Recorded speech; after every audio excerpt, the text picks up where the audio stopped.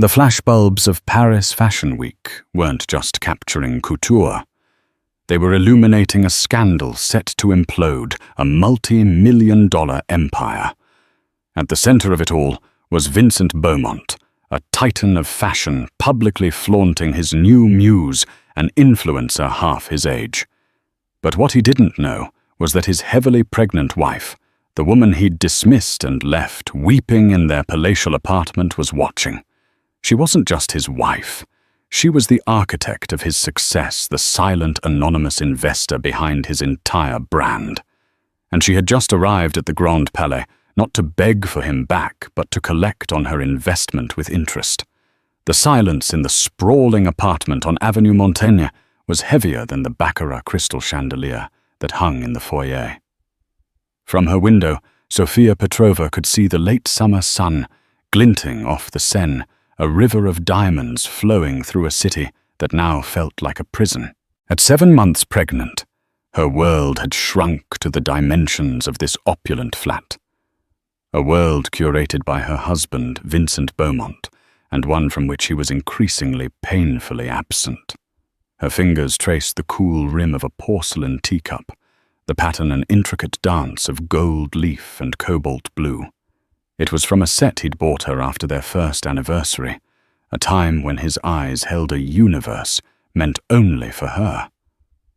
Now they were fixed on screens, stock tickers, design sketches, and most frequently the glowing interface of his phone, which he angled away from her with a casualness that was more insulting than any deliberate secrecy. Vincent was the sun around which the world of high fashion currently revolved. His brand Beaumont Elegance had exploded onto the scene 3 years ago with a disruptive approach to luxury textiles. He was lauded as a visionary, a maverick, a genius who had single-handedly resurrected heritage craftsmanship with next-generation technology. His face, chiseled and perpetually tanned, graced the covers of Vogue and Forbes. He was the story everyone wanted to tell. Sofia knew the real story. She lived it, breathed it, and in a way no one could possibly imagine she had financed it. He's in a fitting Madame Beaumont. The housekeeper, a stern woman named Helene, had informed her an hour ago. He said not to wait up for dinner. Sofia had simply nodded. His fittings, his meetings, his inspiration sessions had been stretching later and later into the night for the past 6 months. Paris Fashion Week was approaching the apex of his career, where he would unveil his magnum opus, a collection built around a revolutionary, self-repairing silk composite he called Eterna. He spoke of it with a feverish proprietary passion, as if he had birthed the concept from his very soul. Sofia's hand strayed from the teacup to the gentle swell of her belly. The baby kicked a soft, insistent thump against her palm. A sad smile touched her lips. Our baby, she thought. The one thing they had created together, even if he now seemed to view her pregnancy as an inconvenience, a disruption to the sleek aesthetic perfection of his life. You're getting so maternal, Sofia, he'd said last week, his gaze flicking over her changing body with a flicker of something she could only describe as distaste. It doesn't quite fit the Beaumont brand. The cruelty of it had stolen her breath. The Beaumont brand, a brand built on her inheritance, a brand launched with the seed money she had quietly transferred from a trust her late father, a shrewd St. Petersburg industrialist, had left her. She had believed in Vincent's talent. Yes, but more than that, she had believed in him. She saw the raw, untamed ambition and thought her love and resources could give it shape and direction. She had offered him everything on one condition, that her investment remain anonymous. She wanted to be his wife, not his financier. She wanted their success to be shared, not transactional. It was a mistake of breathtaking naivety. Her phone buzzed on the marquetry table beside her. It wasn't Vincent. It was a notification from a gossip blog she'd morbidly started following, Parisian Pulse. The headline was a stiletto to the heart: "Beaumont's new muse fashion king, Vincent Beaumont, gets cozy with influencer Chloe Devereaux, days before PFW debut." Below it was a gallery of photos taken just last night. Vincent laughing, his arm draped possessively around a willowy blonde in a dress that cost more than most people's cars. Chloe Devereaux, a 22-year-old with millions of followers and a vacant, symmetrical face. They were at L'Avenue, the city's premier C&B scene restaurant. In one shot, he was feeding her a raspberry from his dessert, his head tilted in that intimate way he once reserved only for Sophia. In another, his hand was splayed possessively on the small of her back as they exited the restaurant, a phalanx of paparazzi flashbulbs illuminating their triumphant departure. The teacup slipped from Sophia's grasp, shattering on the polished marble floor. The sound was shockingly loud in the silent apartment. Shards of porcelain and splashes of cold tea radiated from the point of impact, a perfect metaphor for her life. Helene rushed in her face a mask of concern. "Madame, are you all right?" Sophia stared at the wreckage, her vision blurring. She wasn't looking at the broken cup. She was looking at the broken promises, the shattered trust. For months she had lived on scraps of his affection, telling herself his distance was just stress, the pressure of the upcoming show. She had allowed him to make her feel small, cumbersome, an unattractive footnote in the epic of his success. But the woman staring at the screen of her phone was not just a heartbroken pregnant wife. She was SP Holdings, a phantom entity registered in Switzerland, the sole private equity partner in Beaumont Elegance. She owned 60% of the company. Vincent, for all his genius, was merely the CEO and minority shareholder. He was a king reigning on a throne she had built and paid for. A cold, clear resolve washed over her, extinguishing the fire of her pain. The grief was still there, a heavy stone in her chest, but it was now encased in ice. He hadn't just betrayed her as a husband. He had disrespected her as a partner. He had used her faith, her love, and her money to build a pedestal from which he could flaunt his infidelity to the entire world. She looked up at Helene, her eyes clear and dry. "Helene, would you please call my driver? I need to go out."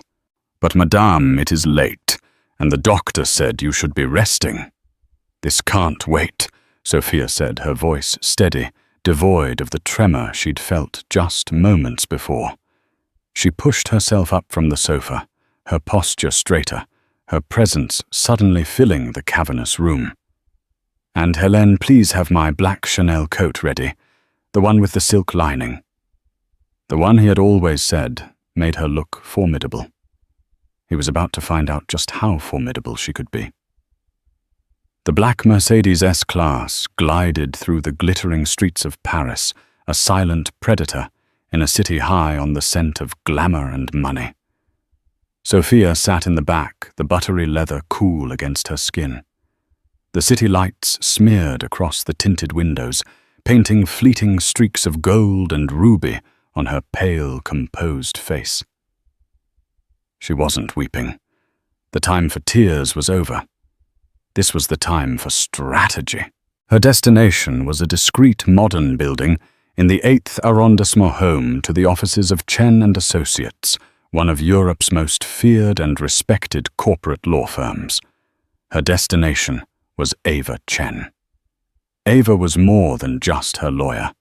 She was the closest thing Sophia had to a friend in this city that had become both her home and her cage. Sharp, impeccably dressed, and possessing a mind like a steel trap, Ava had been the one to structure the initial investment into Beaumont Elegance, crafting the labyrinthine legal framework that protected Sophia's anonymity and her controlling interest. The elevator ascended in hushed silence.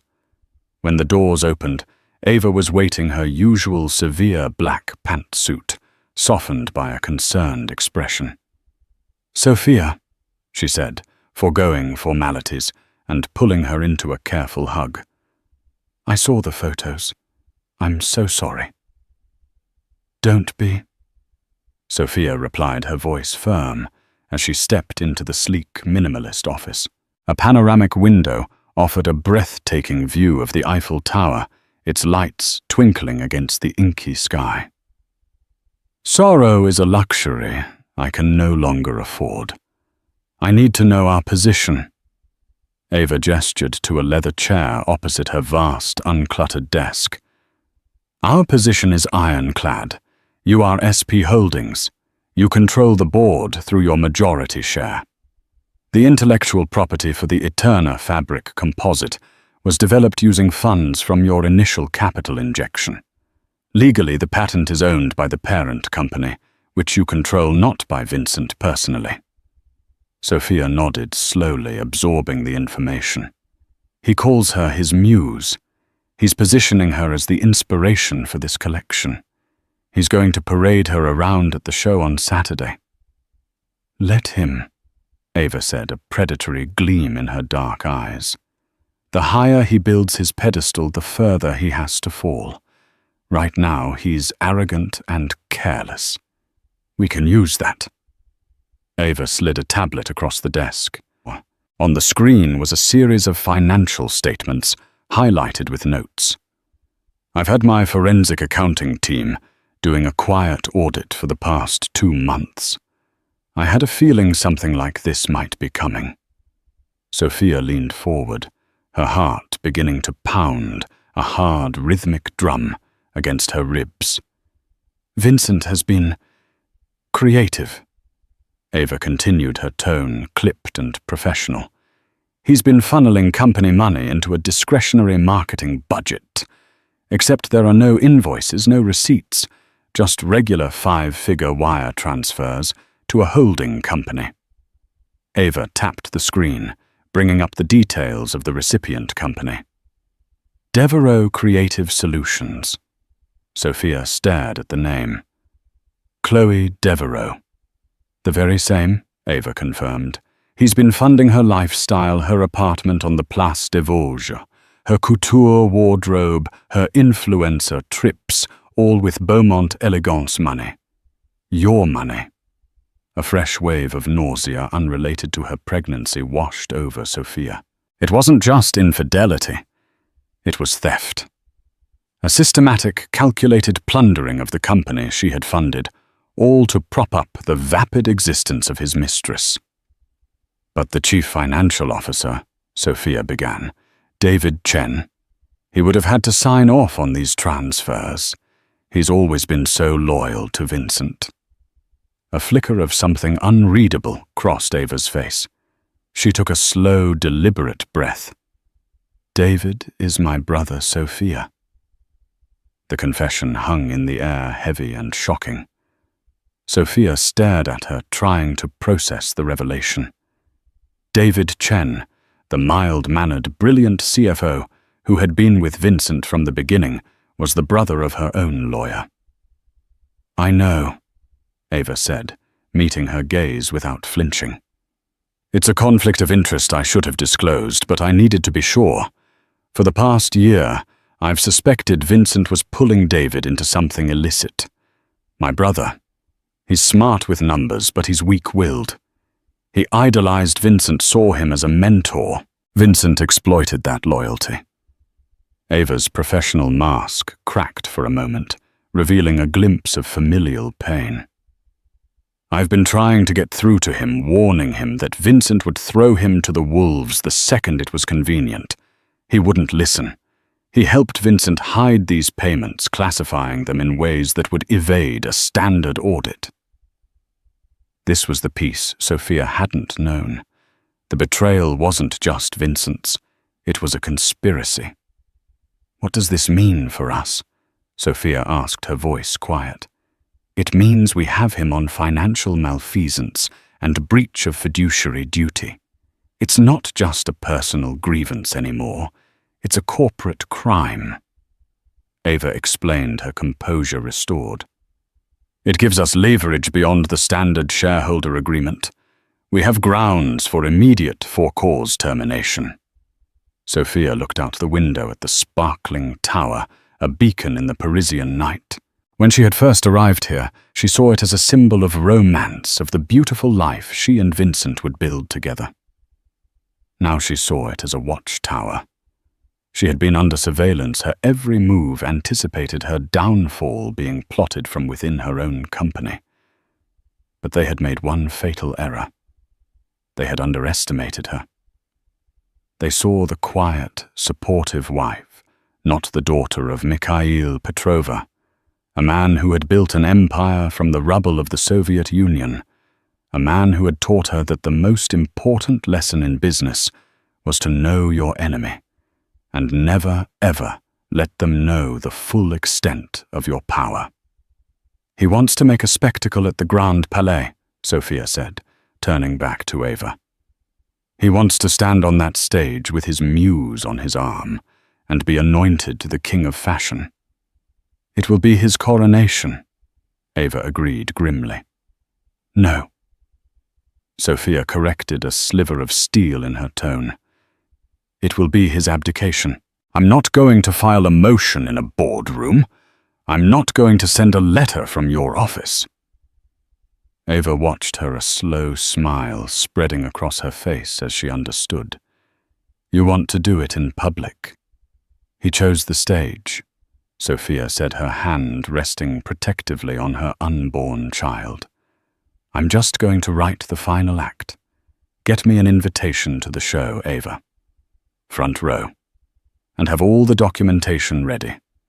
The financial records, the wire transfers, the proof of my ownership. Everything. I want it ready to be sent to every major news outlet and every board member the second I give the signal. Ava Chen leaned back in her chair, the smile turning into a grin of pure predatory delight. Sophia Petrova, it will be my absolute pleasure.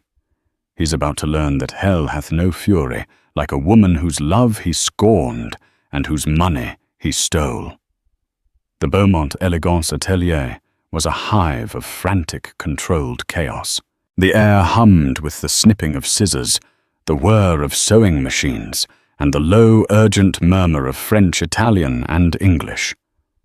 Bolts of the revolutionary Eterna fabric, shimmering under the stark industrial lighting, were draped over mannequins like liquid metal. This was the engine room of Vincent's empire, and he was its undisputed and increasingly tyrannical captain. No, he barked, snatching a pair of shears from a young seamstress whose hands were trembling. The line is weak. It must be flawless, sharp like a shard of glass. Do it again. He tossed the shears onto a workbench with a clatter that made everyone flinch. His eyes, dark and hollowed from lack of sleep, scanned the room with a paranoid intensity. In the past 72 hours, he had subsisted on a diet of black coffee nicotine and pure uncut ego. This show wasn't just a collection. It was his ascension. It was the moment he would transcend from being a mere designer to a legend, a true auteur. Chloe Devereaux lounged on a velvet chaise in the corner of his private office, scrolling through her phone, artfully ignoring the maelstrom outside. She was dressed in a prototype from the new collection, a form-fitting sheath of silver Eterna that clung to her slender frame. "Vince, darling," she cooed, not looking up from her screen. "Genevieve Dubois from Vogue Paris just posted a preview piece. She's calling you the savior of Parisian couture. Isn't that divine?" Vincent strode into the office, running a hand through his perfectly disheveled hair. He glanced at Chloe, a brief, possessive smile touching his lips. She was the perfect accessory, beautiful, popular, and utterly unthreatening. She reflected his own brilliance back at him, amplifying it. Unlike Sophia, with her quiet intelligence and her probing questions that always made him feel vaguely inadequate. "Genevieve knows which side her bread is buttered on," he said, pouring himself a glass of whiskey from a crystal decanter. It was barely noon. "We sent her that custom handbag last week. It's an investment in good press." "You're so clever," Chloe said, finally pocketing her phone and pouting her lips. "I'm getting so nervous for Saturday. All those people looking at me." "They won't be looking at you, my love," he said, walking over and tipping her chin up with his finger. "They will be looking at what you represent, the future, the Beaumont woman, effortless, modern, free." He let the last word hang in the air, a subtle, cruel dig at the wife he'd left at home, a woman literally burdened and bound by biology. His phone rang, and he glanced at the caller ID. Sophia. He let out an exasperated sigh and silenced the call, tossing the phone onto his desk. "Everything all right?" Chloe asked, a sliver of manufactured concern in her voice. "It's nothing. Just Sophia. Probably wants to know what time I'll be home." He scoffed. "She doesn't understand the pressure. She thinks this is all some game." "She's from another world, darling. Old money. They don't understand what it's like to build something from nothing with your own two hands." Vincent nodded, drinking in her sycophantic praise. "Exactly. She doesn't have the vision." He conveniently forgot the millions of dollars of old money that had served as the very foundation of his vision. In his mind, his success was entirely self-authored, a myth he had repeated so often he now believed it as gospel. The anonymous investor SP Holdings was just a faceless offshore entity, to him a bank, not a person he was married to. His CFO, David Chen, knocked tentatively on the door. "Vincent? The final budget reconciliation for the show's production is ready for your signature." "Bring it in, David," Vincent said, taking the tablet from him. He scrolled through the figures, his eyes barely skimming the numbers. Production lighting venue models. Security. It was all astronomical but necessary. His gaze fell on the marketing and PR line item, the one they had inflated to hide the payments to Chloe. He looked up and met David's gaze. David, a man perpetually hunched by a nervous energy, avoided his eyes, staring at a point on the floor. For a moment, a flicker of doubt crossed Vincent's mind. David seemed more anxious than usual. "Is there a problem, David?" Vincent asked, his voice sharp. No, not at all," David stammered, adjusting his glasses. "Everything is in order. Just the final costs are slightly higher than projected." "Greatness costs money, David," Vincent said dismissively, signing the authorization with a flick of his stylus. "Don't get weak knees on me now. We're on the 1-yard line." "Of course, Vincent. You're right." David took the tablet and practically fled the room. Vincent watched him go, a smirk on his face. He turned back to Chloe, who was now examining her reflection in a full-length mirror. "That man would fall on a sword for me," he boasted.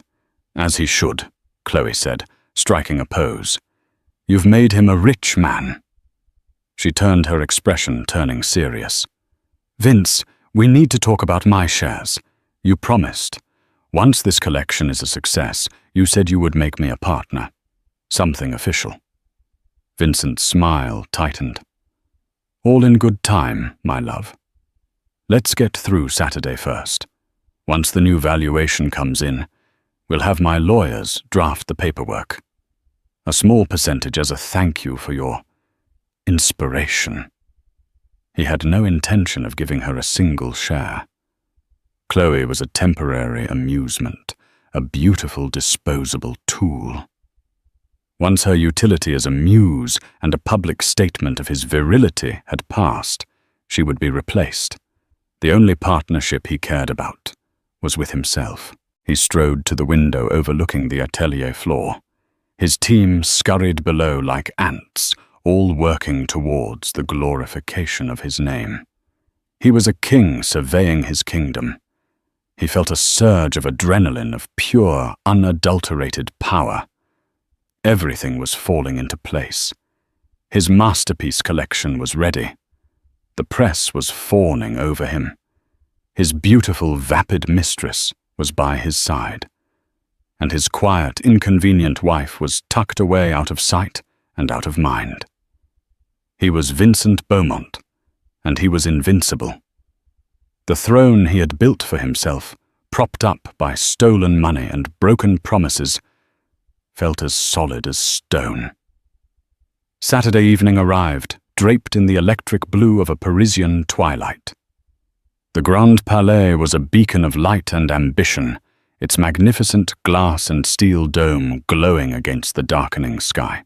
A river of black town cars flowed towards its entrance, depositing a cargo of fashion royalty movie stars, tech billionaires, and socialites onto a pristine white carpet. The air crackled with the sound of camera shutters, a relentless, percussive roar that was the heartbeat of celebrity. This was not just a fashion show. It was a cultural event, the hottest ticket at Paris Fashion Week. And at its epicenter was Vincent Beaumont. He made his entrance precisely at 8:45 p.m., a carefully orchestrated 15 minutes late. He stepped out of his custom midnight blue Bugatti, a vision in a tailored black suit, his face a mask of confident nonchalance. The roar of the cameras intensified, but the true explosion of light and sound occurred when he turned and offered his hand to his passenger. Chloe Devereaux emerged a supernova in a sea of flashbulbs. She wore a gown of pure gold Eterna fabric, a dress that looked as if it had been spun from molten sunlight. It clung to her every curve, a second skin that shimmered and shifted with her every movement. It was a masterpiece of design and a declaration of war. By putting his mistress in the show's signature piece, Vincent was making his statement to the world and to his wife. He placed a proprietary arm around her waist, pulling her close. They posed a tableau of modern power and illicit glamour. He was the genius, she was his muse. The narrative was simple, potent, and utterly captivating to the assembled media. "Vincent, over here." "Chloe, who are you wearing?" a reporter yelled, laughing at her own obvious question. "She is wearing the future."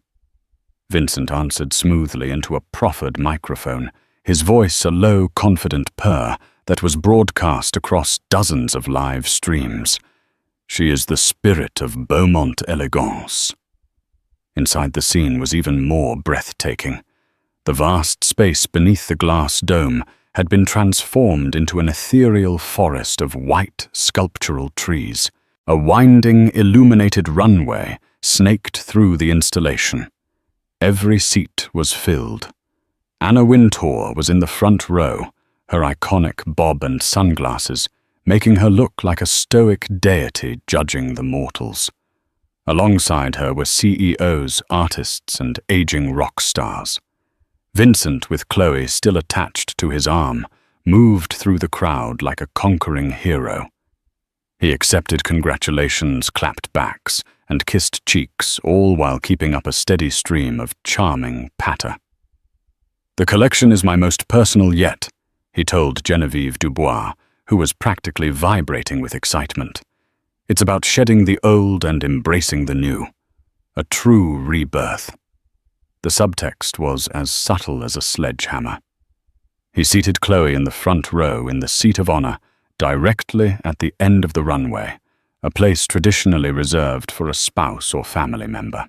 He gave her a lingering kiss, a performance for the dozens of cameras trained on them, before disappearing backstage to give his final instructions. As the house lights began to dim, a quiet commotion occurred near the main entrance. It was so subtle that at first few people noticed. There were no flashing cameras, no clamor of reporters.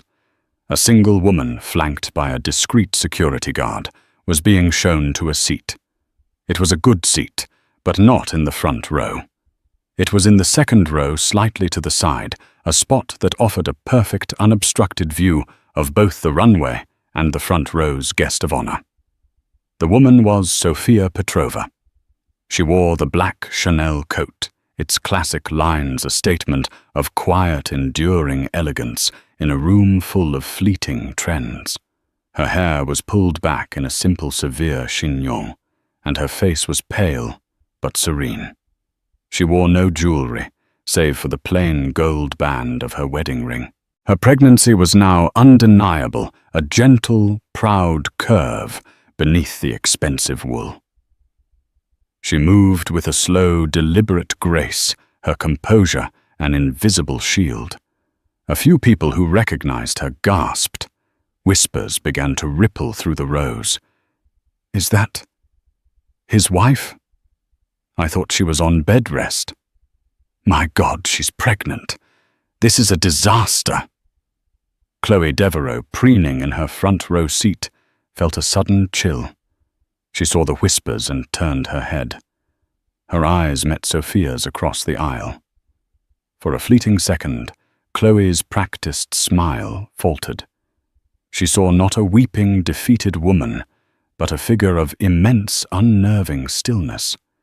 There was no hatred in Sophia's eyes, no jealousy. There was something far more terrifying, pity. Chloe quickly turned away, her heart hammering against her ribs. She told herself it was nothing. The woman was pathetic, showing up to her husband's greatest triumph to make a scene. It was a desperate, sad move. Sophia settled into her seat, ignoring the stares and the murmurs. She didn't look at Chloe again. Her gaze was fixed on the head of the empty runway. She unfolded the show's program from her clutch. On the cover was a dramatic black-and-white photo of Vincent. The title of the collection was printed in bold, stark letters, Invictus, unconquered. A small, sad smile played on Sophia's lips. The irony was almost too perfect. She placed a hand on her belly, feeling the gentle stir of the life within her.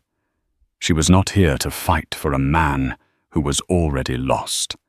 She was here to secure her child's future.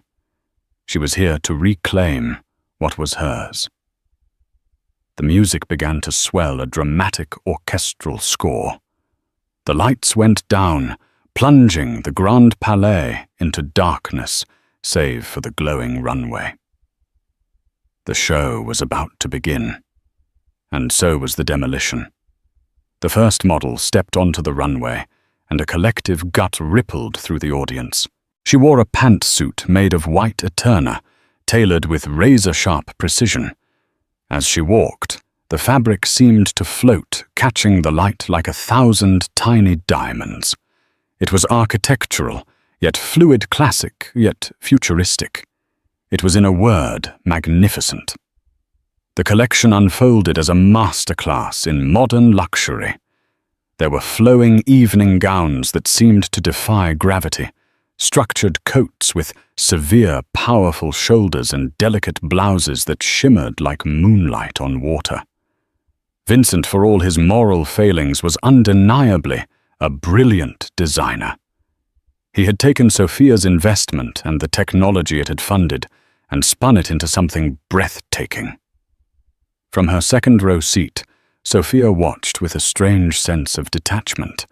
She felt a pang of what might have once been pride. This was the vision she had believed in. This was the talent she had nurtured. She saw her money, her faith, her quiet support woven into the very fabric of every garment that floated down the runway. She was the ghost in this machine, the silent partner in this grand spectacle of deceit. The audience was enraptured. Phones were held aloft, recording every look. The silent, severe judgment of Anna Wintour's front row perch seemed to melt into visible approval. Genevieve Dubois was scribbling furiously in her notebook, her expression ecstatic. This was the show that would define the season, the collection that would cement Vincent Beaumont's place in the pantheon. Fashion gods. Chloe Devereaux in the front row was glowing. She clapped delicately, after each look her face a perfect portrait of pride. She felt the eyes of the crowd on her, the star in this constellation, the muse who had sparked this genius.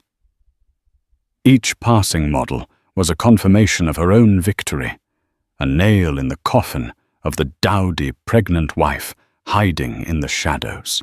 Backstage, Vincent was upon in his element. He watched the monitors with a hawk's intensity, a headset connecting him to his stage manager. "Cue lighting, change for look 24, he commanded. "Isabel's walk is too slow.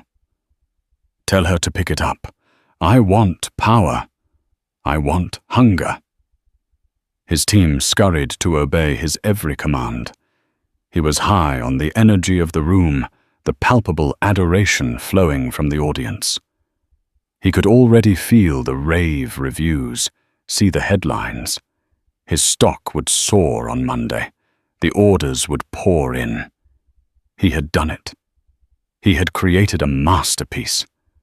The finale was a procession of all the models led by one wearing a bridal gown made of Eterna silk composite, a final audacious symbol of his rebirth.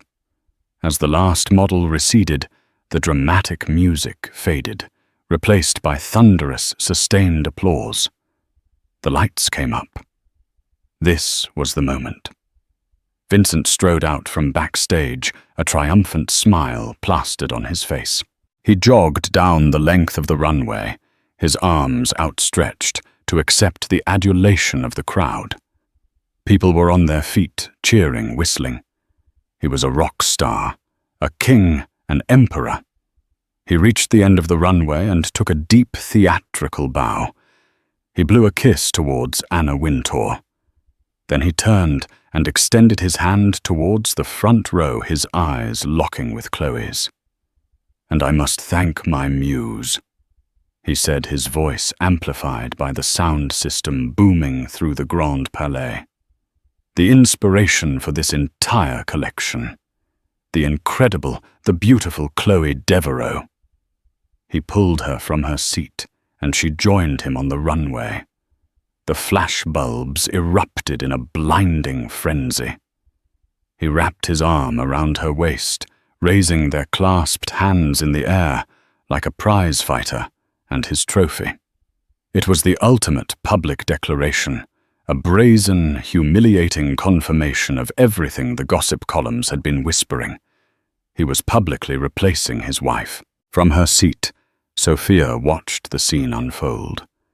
She felt the stone in her chest, the one she had been carrying for months. But it was no longer grief. It was a whetstone, and her resolve had been sharpened against it until it had a razor's edge. She saw Vincent whispering something in Chloe's ear, the two of them laughing as the applause washed over them. He was so absorbed in his own glory, so blinded by the spotlight, that he had become utterly invincible in his own mind. He believed he was the author of this moment, the master of this universe. He was wrong. He was just an actor in a play she had written, and he had delivered his lines perfectly. As the applause began to subside, Vincent held up a hand, silencing the crowd for his victory speech. He tapped the microphone. Thank you all." He began, his voice thick with emotion. "When I started Beaumont Elegance, it was just a dream, a vision to create something new, something that would last forever." Sophia took a deep breath. She stood up. Her movement was quiet, but in the focused attention of the room, It was like a stone dropped into a still pond. The ripples of awareness spread outwards. Heads began to turn. The people in the rows in front of her shifted, creating a corridor of sight. Vincent, basking in the glow of the stage lights, didn't see her at first, but the whispers started a low hum that grew until it was a palpable buzz. His smile faltered. He squinted into the crowd, trying to see the source of the disturbance, and then he saw her, his wife, standing in the second row, her black coat a stark silhouette against the glittering backdrop, her pregnancy a clear, undeniable fact. Her face was calm, her eyes holding his. The entire vast hall of the Grand Palais fell into a sudden, shocked silence. The only sound was the faint electronic hum of the speakers. Time seemed to freeze. Vincent stood on the runway, his hand still holding Chloe's, his mouth slightly agape. The conquering hero suddenly looked like a schoolboy caught in a lie. Sophia took a single deliberate step forward into the aisle. It was time for the final act. The silence in the Grand Palais was absolute. It was a heavy, suffocating blanket that smothered the triumphant energy of moments before. Thousands of pairs of eyes darted back and forth between the trio at the end of the runway, the arrogant designer and his lover, and the solitary, pregnant woman standing in the aisle. The air, once electric with applause, was now thick with the unbearable tension of a story that had just gone horrifically off script. Vincent stared at Sophia, his mind struggling to catch up with the reality of the situation. It was like seeing a ghost at a banquet. Disbelief warred with a rising tide of fury. How dare she? How dare she ruin his moment, his perfect, glorious triumph with her sullen, cumbersome presence? He recovered first. A sneer twisted his handsome features. He would handle this. He would dismiss her, paint her as a hysterical hormonal woman, and regain control of his narrative. "Sophia," he said into the microphone, his voice a low, condescending purr that he hoped sounded like concern but dripped with menace. "What are you doing here? You should be at home resting. Ladies and gentlemen, my apologies. My wife is not well." The collective intake of breath was audible. He had just called his visibly pregnant wife mentally unstable in front of the entire fashion world. Sophia didn't flinch. She didn't raise her voice. She simply took another calm, measured step towards the runway. A security guard, unsure of his instructions, moved to intercept her. "Let her pass," a sharp, clear voice commanded from the side. All heads turned. Ava Chen, dressed in a brutally elegant black suit, stepped forward from the shadows near an exit. She held up a badge. "I'm her legal counsel. Let her pass." The guard hesitated, then stepped aside. The plot had just thickened, and no one dared to intervene. Sophia reached the edge of the runway, stopping a few feet from where Vincent and Chloe stood. She was physically lower than them, but in that moment she held all the power. She looked up at her husband, her eyes clear and filled not with rage but with a profound, dismissive disappointment. "You're right, Vincent," she said, her voice quiet yet carrying with crystalline clarity in the dead silent hall. "I should be at home. We both should." "But you were too busy playing king." Chloe, whose hand was still clutched in Vincent's, began to tremble. Her face had gone chalk white beneath her expensive makeup. This was not the fantasy she had signed up for. "Get her out of here," Vincent hissed at the nearest security guard, his composure finally cracking. The microphone was still live, broadcasting his panicked command to the entire room. "I don't think you're in a position to give orders anymore, Vincent," Sophia said, her voice hardening. She turned her gaze from her husband to the assembled audience, the press, the buyers, the influencers. She was no longer just speaking to him, she was addressing the world. My name is Sofia Petrova. For the last 3 years you have known me only as the quiet, supportive wife of the visionary Vincent Beaumont.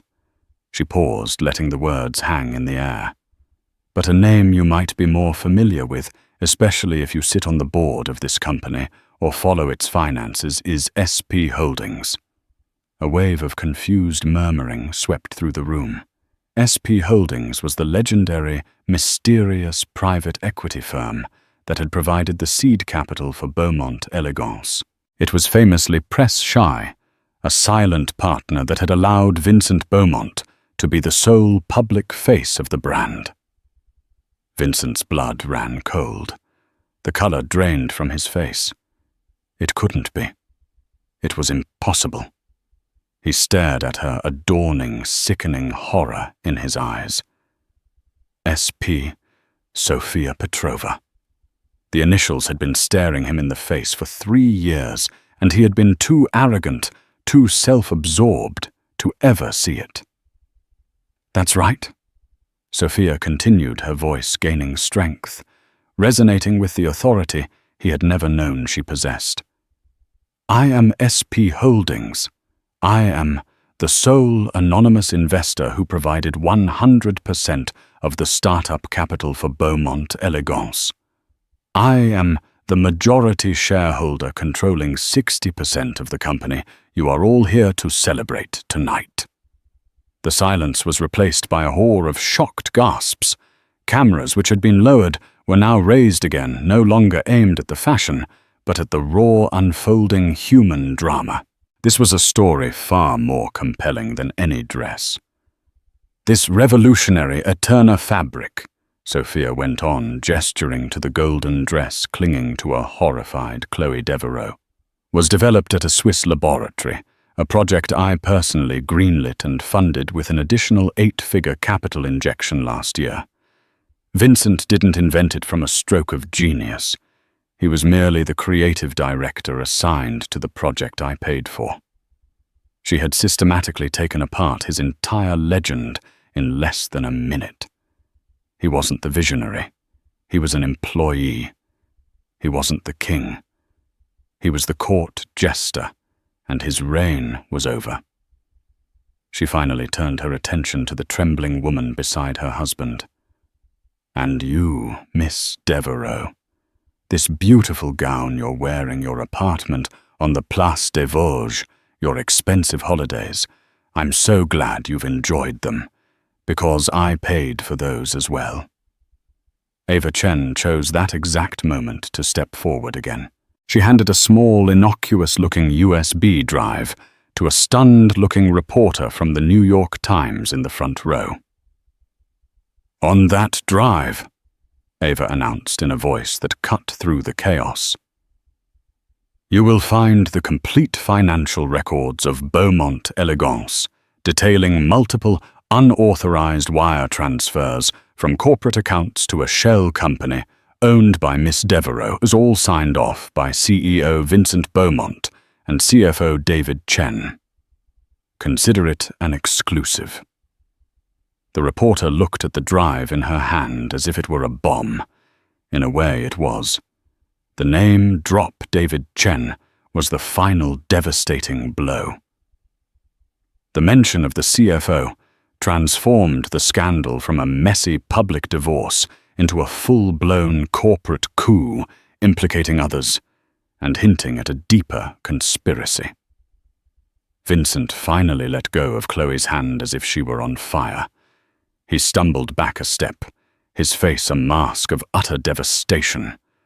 The spotlight that had been his coronation glow now felt like an interrogation lamp.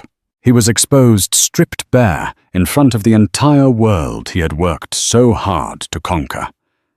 He looked at Sofia, at the woman he had dismissed, cheated on, and underestimated. And for the first time, he saw her not as his wife, but as the architect of his ruin. And in her calm, steady gaze, he saw no path to victory. He saw only the checkmate. The Grand Palais descended into chaos. The carefully curated atmosphere of elite sophistication shattered into 1,000 pieces. Reporters were shouting questions, their voices a cacophony of accusation. Guests were on their feet, phones held high, live streaming the corporate execution to a global audience. The models who had been waiting backstage for their final walk with the designer peeked out from behind the curtain, their faces a mixture of shock and morbid fascination. On the runway, under the full glare of the house lights, the three central figures of the drama were frozen in a tableau of ruin. Chloe Devereaux was the first to break. A sob escaped her lips, and she covered her face with her hands, the gold Eterna fabric of her sleeves bunching around her tear-streaked face. Her dream of becoming a brand partner, a fashion icon, had just evaporated. In a matter of minutes, she had been rebranded from a muse to a kept woman paid for with embezzled funds. Her influencer career was over. Vincent Beaumont was a statue of disbelief. His mind was a maelstrom of denial and rage. "Lies," he finally croaked into the microphone, his voice hoarse. "These are all vicious lies. She's a scorned woman trying to destroy me." But his words lacked conviction. The evidence was already out there, a digital poison arrow shot into the heart of the world's media. His denial sounded hollow pathetic. The narrative had been ripped from his control.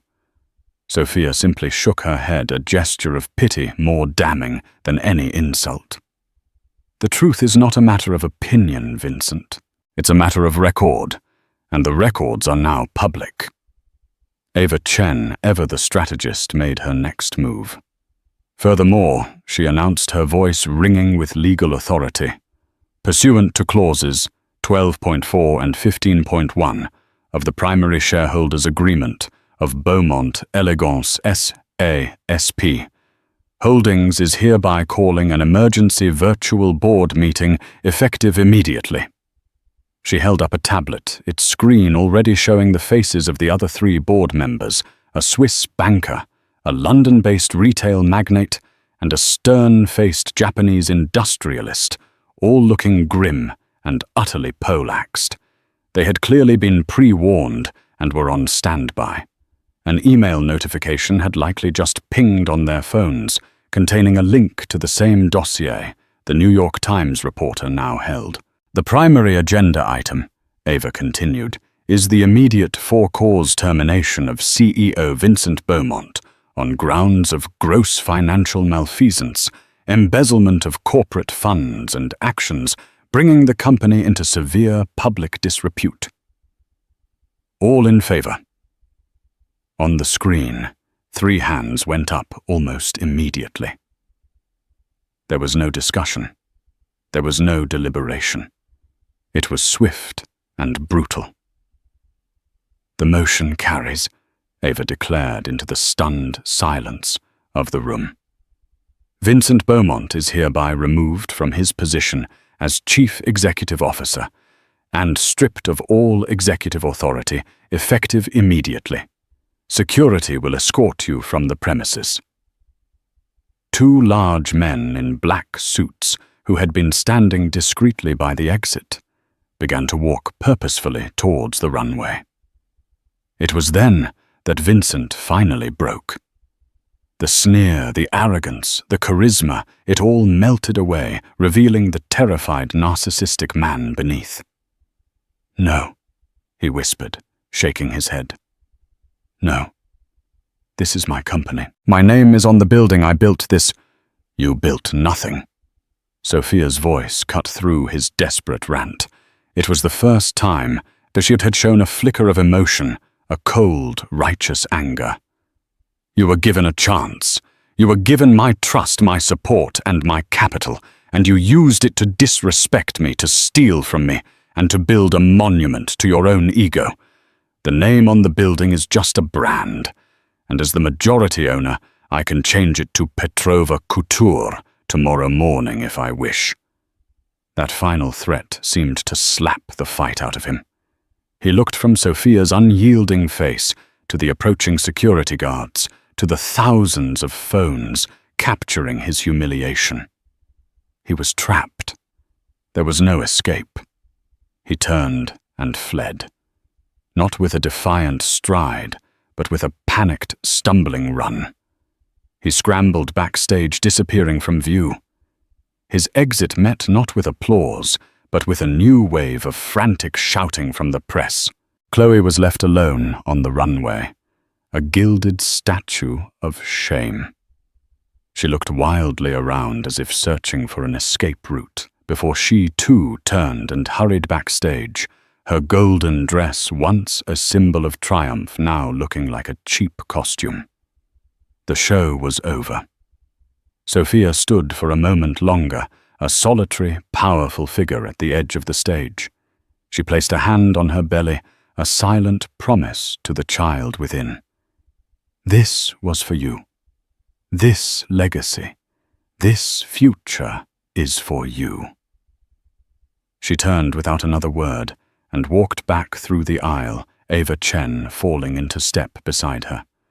The crowd parted for them, as if for royalty.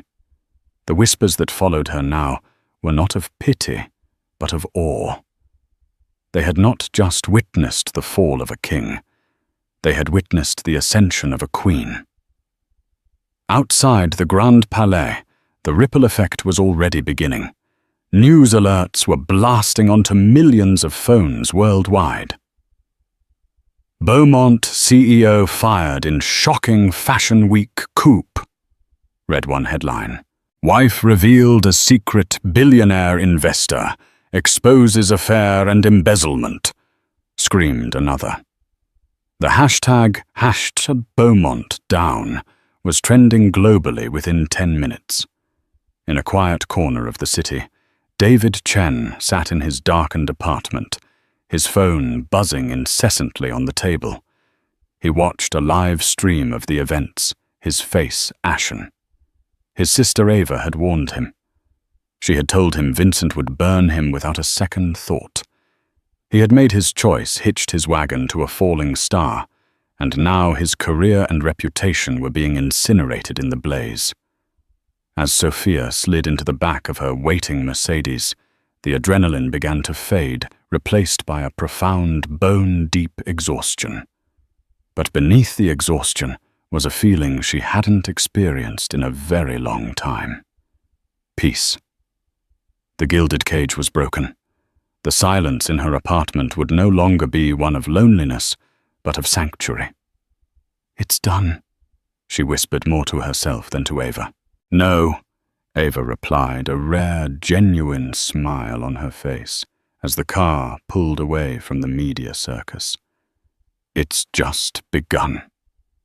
3 months later, the golden letters on the glass doors of the headquarters on Avenue Montaigne no longer spelled out Beaumont. They spelled Petrova. Inside, Sophia Petrova, now just weeks from her due date, commanded the boardroom that was once her husband's personal fiefdom. She had assumed the role of CEO not just as a shareholder, but as the celebrated visionary who had turned scandal into triumph. The air, once thick with fear and ego, was now alive with collaboration and respect. The world had watched the fallout. Vincent Beaumont vanished into a litigious exile, a pariah stripped of his company and his name. But from the ashes of his deceit, Sophia forged a new legacy. The company, under its new identity, soared. The Phoenix Collection, as she had rebranded it, became a global bestseller, a symbol of resilience. Profits were diverted to a new foundation she created to fund female entrepreneurs, transforming her private pain into public purpose. The brand was more valuable than ever, its story now one of integrity and female power. That evening, standing in the peaceful nursery, she had designed her phone chimed with a text from an unknown number. "I am sorry." It was him. A lifetime ago, those words might have broken her. Now she felt a quiet, hollow pity. It was the plea of a ghost from a life she no longer lived. With a calm finality, Sophia deleted the message and blocked the number forever. Placing a hand on her belly, she looked out at the glittering expanse of Paris. It was no longer a gilded cage. It was her city, her company, her future. And she, Sophia Petrova, was just getting started. Sophia Petrova's story is more than just revenge. It's a powerful testament to reclaiming one's own narrative. She transformed the deepest personal betrayal into a monumental professional triumph, proving that a woman's strength is often forged in the fires of adversity. She didn't just expose a liar. She dismantled an empire built on deceit and rebuilt it as a legacy of integrity and power for her unborn child. Her journey from a silent partner in the shadows to a celebrated leader in the spotlight is a reminder that the most brilliant comebacks are planned not in moments of rage, but in quiet, calculated resolve. If her journey from betrayal to boardroom boss resonated with you, if you believe in the power of turning pain into purpose, then show your support. Hit that like button to let us know you want more stories of incredible resilience. Share this video with someone who needs a reminder of their own strength. And most importantly, subscribe to our channel and ring that notification bell so you never miss a story of justice served and power reclaimed.